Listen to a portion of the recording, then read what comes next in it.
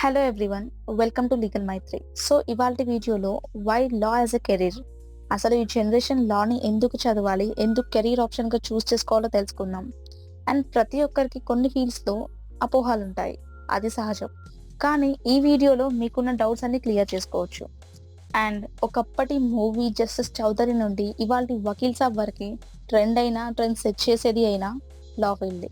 But మూవీస్లో చూపించేలా ఈ legal system, lawyers, judge, ఈ court room scenes, heater arguments అన్నీ ఇలాగే ఉంటాయా? లేదు. రియాలిటీకి వచ్చేస్తే మాత్రం అన్నీ ఎగ్జాజరేషన్ అనే చెప్పాలి. అసలు ఈ లాయర్స్ వర్క్ ఏంటి, ఎలిజిబిలిటీ ఏంటి, పే స్కేల్, వీటన్నిటి గురించి రియాలిటీ తెలుసుకుందాం. అండ్ చాలా మందికి వాళ్ళ +2 అవ్వగానే మోస్ట్ ఆఫ్ ది పేరెంట్స్ ఇచ్చేవి రెండే ఆప్షన్స్, ఒకటి ఇంజనీరింగ్ అండ్ ఇంకొకటి medicine. So don't choose blindly, always be clear regarding the path you choose. So let's begin the video and watch till the end.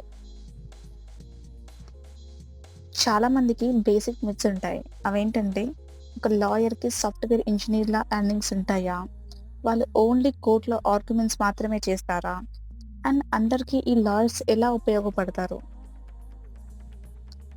But what is the reality for these myths? Lawyer and advocate అంటే just court work and కోర్టులో వాదించడం మాత్రమే కాదు, ప్రతి సెక్టార్లో వీళ్ళ part of work ఉంటుంది and endless options కూడా ఉంటాయి. ఒక లాయర్కి, అడ్వకేట్కి పే స్కేల్ చాలా బాగుంటుంది, but depends on the work. కొన్నిసార్లు మన ఎక్స్పీరియన్స్తో, స్పెషలైజేషన్తో అందరికన్నా హై పే స్కేల్ కూడా తీసుకోవచ్చు. అండ్ లాయర్స్ ఎక్కువ మాట్లాడడం, వాదించడం కాదు, ఒక కేస్ని ఎలా టాక్టిక్గా విన్ అవ్వాలి, సో దానికి కేస్ని స్టడీ చేయడం, ఎవిడెన్స్ని కలెక్ట్ చేయడం, సో అలా research, writing, producing to the court, ఇలా చాలా పార్ట్స్ ఉంటాయి. సో ఇప్పుడు లా ఫీల్డ్లో ఉన్న వాళ్ళకి ఈ అడ్వాన్స్ జనరేషన్లో ఒకప్పటిలా చెట్టు కింద ప్లీడర్స్లా మిగిలిపోవడం కాదు, number of jobs, opportunities, startups like firms, ఇలా ఎన్నో ఎండ్లెస్ ఆప్షన్స్ ఉంటాయి. As you see in the picture, even a banking sector can hire a lawyer, so no one will be as an unemployed. ఒక లా ఫీల్డ్లో ఉండే వాళ్ళకి and వెళ్ళాలి అనుకునే వాళ్ళకి ఎన్ని కెరీర్ ఆప్షన్స్ ఉన్నాయో అండ్ వాటి రోడ్ మ్యాప్ ఏంటో తెలుసుకోవాలి. అప్పుడే ఒక ప్రొఫెషన్కి ఉండే ఇంపార్టెన్స్ తెలుస్తుంది అండ్ ఎన్నో కొత్త ఫీల్డ్స్ని ఎక్స్ప్లోర్ అవ్వచ్చు. ఒక రైట్ పాత్ చూస్ చేసుకొని you can be a role model for the next generation who wants to become a lawyer. So చాలా కెరీర్ ఆప్షన్స్లో కొన్ని చూద్దాం. First one, litigator. Basically we call them as an advocate. వాళ్ళు కోర్టులో cases వాదించడం, court రూమ్లో work చేయడం అలా అనమాట, as you see in the movies. LLB అవ్వగానే ఒక సీనియర్ అడ్వకేట్ దగ్గర వర్క్ ప్రాక్టీస్ చేస్తూ నెక్స్ట్ సీనియర్ అడ్వకేట్ పొజిషన్కి వెళ్ళొచ్చు అండ్ మంచి ఎక్స్పీరియన్స్తో లిటిగేషన్ ఫర్మ్స్ స్టార్ట్ చేయొచ్చు. అండ్ ఎల్ఎల్బి అవ్వగానే చాలామంది ఈ ఫీల్డ్ని మాత్రమే చూస్ చేసుకుంటారు, ఎందుకంటే మంచి ప్రాక్టీస్తో బార్ నుండి బెంచ్కి డైరెక్ట్గా అపాయింట్ అవ్వచ్చు, హైకోర్టుకి కానివ్వండి, సుప్రీంకోర్టుకి కానివ్వండి. Next, NGO. ఒక లాయర్ ఎన్జిఓలో కూడా వర్క్ చేయొచ్చు as a paid one.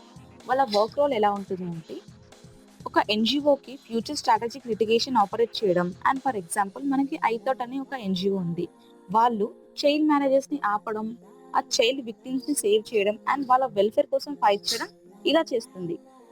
So అక్కడ ఏ థింగ్స్ని ఎలా పర్ఫామ్ చేయాలో అడ్వైస్ చేయడానికైనా ఒక లాయర్ కావాలి. ఇలా ఎన్జిఓలో కూడా పెయిడ్ జాబ్స్ ఉంటాయి. Next, research organisation.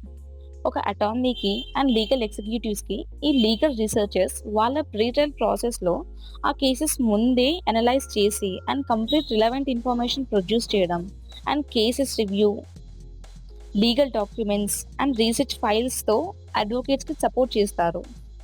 అండ్ ఏదైనా ఏరియా ఆఫ్ ఇంట్రెస్ట్లో పిహెచ్డి ఆర్ ఎల్ఎల్ఎం చేసి ఏదైనా మంచి రీసెర్చ్ ఆర్గనైజేషన్లో జాబ్ చేయొచ్చు as a researcher. Employment opportunity both government ఏజెన్సీస్లో అండ్ ప్రైవేట్ లా ఫర్మ్స్లో ఉంటుంది.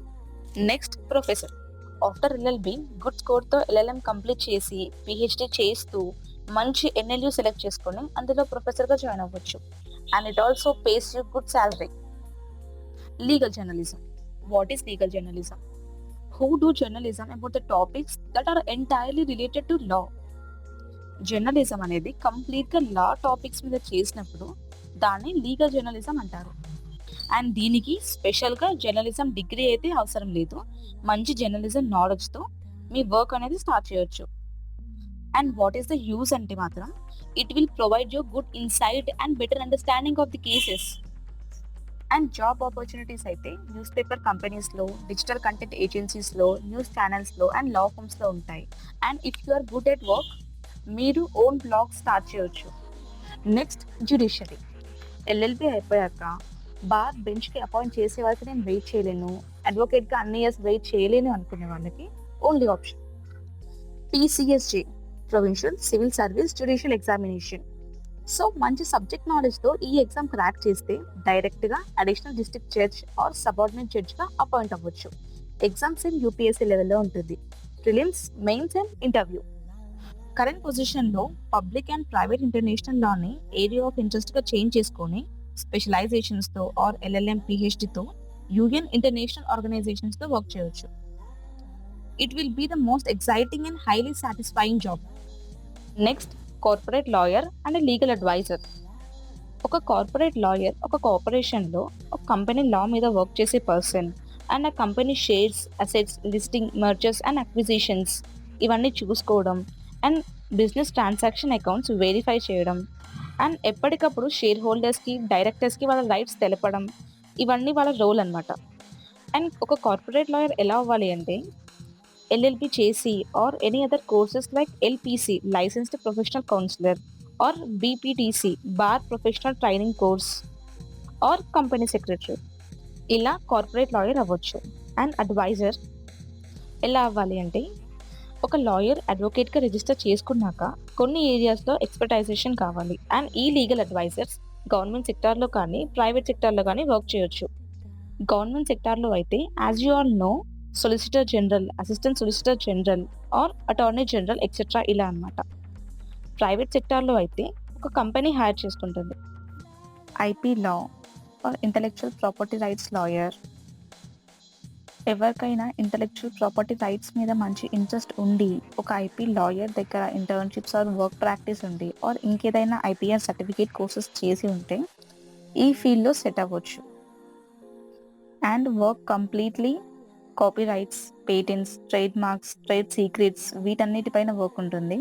అండ్ పే స్కేల్ కూడా చాలా హై ఉంటుంది. Next notary public. Notary public ఎలా అవ్వాలి అంటే ఎల్ఎల్బి అయ్యాక అడ్వకేట్గా రిజిస్టర్ చేసుకొని మంచి ఎక్స్పీరియన్స్తో నోటరీ పబ్లిక్కి అప్లై చేయొచ్చు. And what is notary public? Notary public is to keep fraud by verifying the documents presented by the public. And ఇందులో ఎంప్లాయ్మెంట్ ఆపర్చునిటీస్ చాలా ఎక్కువ ఉంటాయి.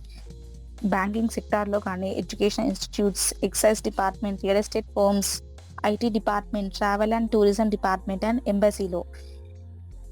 సో నోటరీ పబ్లిక్లో ఇన్ని వేరియస్ ఆఫ్ ఛాన్సెస్ ఉంటాయి. ముందు చెప్పినట్టే అన్ని సెక్టర్స్లో లాయర్స్ ఉంటారు. So as a technology lawyer and data protection lawyer ఫర్దర్గా ఈ 2 ఏరియాస్లో చాలా గ్రోత్ ఉంటుంది.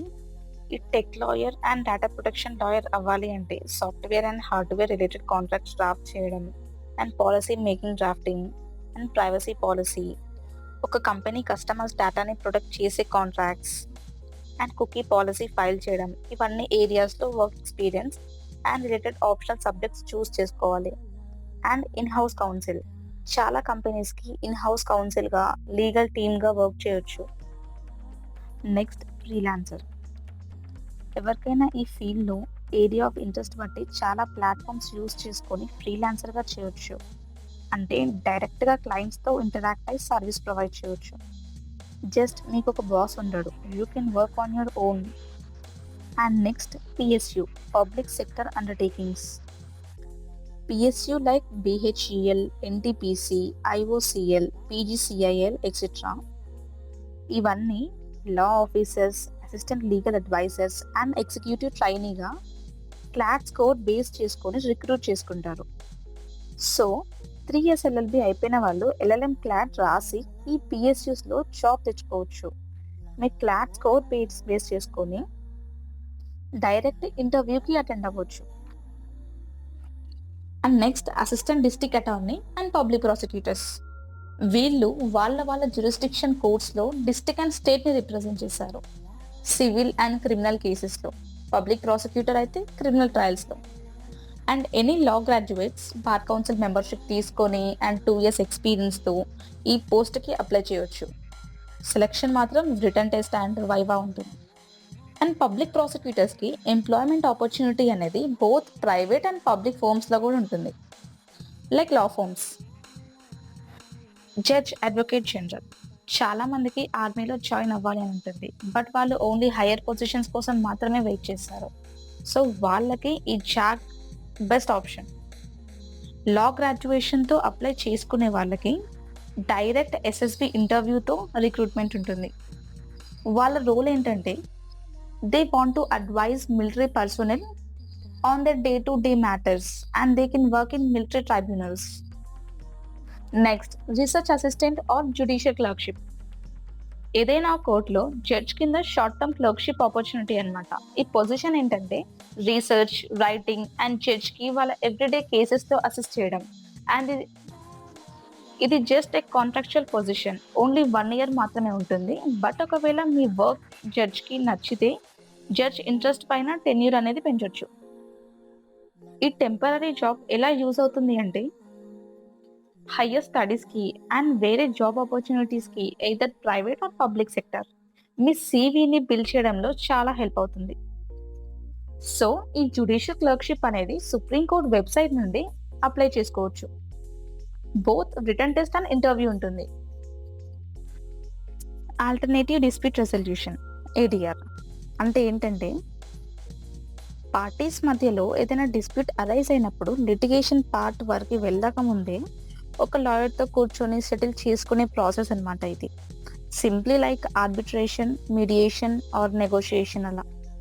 అండ్ ఇది రియల్ ఎస్టేట్ డిస్ప్యూట్స్‌లో కానీ, కాంట్రాక్ట్స్‌లో కానీ చాలా యూజ్ అవుతుంది.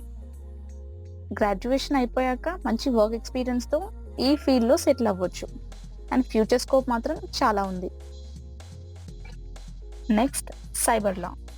కరెంట్ పొజిషన్ చూసుకుంటే సైబర్ క్రైమ్స్ అనేవి చాలా పెరిగిపోయాయి. సో సైబర్ లా మంచి డిమాండ్ ఉన్న ఏరియా అని ఖచ్చితంగా చెప్పొచ్చు. ఆఫ్టర్ ఎల్ఎల్బి బార్ కౌన్సిల్‌లో రిజిస్టర్ చేసుకున్నాక ఒక మంచి సైబర్ లాయర్ కింద వర్క్ నేర్చుకొని అండ్ మెల్లిగా ఇండిపెండెంట్ ప్రాక్టీస్ పెట్టుకొని సెట్ అవ్వచ్చు. ఈ సైబర్ లా చేశాక చాలా మంచి ఆప్షన్స్ ఉంటాయి. Finally remote work. ఈ ప్రెజెంట్ అడ్వాన్స్డ్ వరల్డ్‌లో మీరు పైన డిస్కస్ చేసిన ఏ ఫీల్డ్ ఆఫ్ వర్క్‌లో అయినా సరే జస్ట్ ఇంట్లో ఉండి వర్క్ చేసుకోవచ్చు. ఒక ఫ్రీలాన్సర్‌లా. ఈవెన్ ఔట్ ఆఫ్ కంట్రీస్‌లో లాయర్‌గా వర్క్ చేయాలి అన్నా అక్కడికి వెళ్ళాల్సిన అవసరం అయితే అస్సలు లేదు. Just various online platforms use చేసుకొని మీ వర్క్ అనేది స్టార్ట్ చేయొచ్చు. మీ ప్రొఫైల్‌ని బట్టి మీరు ఎంత చార్జ్ చేయాలో కూడా మీరే డిసైడ్ చేసుకోవచ్చు. సో వీటితో పాటు ఇంకా చాలా ఆపర్చునిటీస్ ఉంటాయి. అండ్ అందరికీ why law as a career అనే క్వశ్చన్ కాకుండా why law should be a good career option అనే ఆలోచన ఉండాలి. అండ్ మన honourable chief justice of India NV Ramana గారు మన తెలుగువారు కావడం మనకు చాలా గర్వకారణం. అండ్ వారి బ్యాక్గ్రౌండ్ చూస్తే మాత్రం బార్ నుండి బెంచ్‌కి డైరెక్ట్‌గా అపాయింట్ అయిన వారిలో జస్టిస్ ఎన్వి రమణ గారు ఒకరు. అండ్ ఒకప్పటి సీజేఐ సుబ్బారావు గారి తర్వాత ఇన్ని సంవత్సరాలకి మళ్ళీ మన తెలుగువారు సీజేఐ కావడం సంతోషించాల్సిన విషయం. అండ్ ఆ పొజిషన్‌కి మన తెలుగు వాళ్ళు ఇంకా వెళ్ళాలి అని కోరుకుంటూ థ్యాంక్ యూ. లా గురించి ఇంకేమైనా సందేహాలు ఉంటే ప్లీజ్ కామెంట్ సెక్షన్‌లో మెన్షన్ చేయండి. నెక్స్ట్ వీడియోలో క్లియర్ చేసుకోవచ్చు. For further updates do follow us on Instagram page Legal Maitri.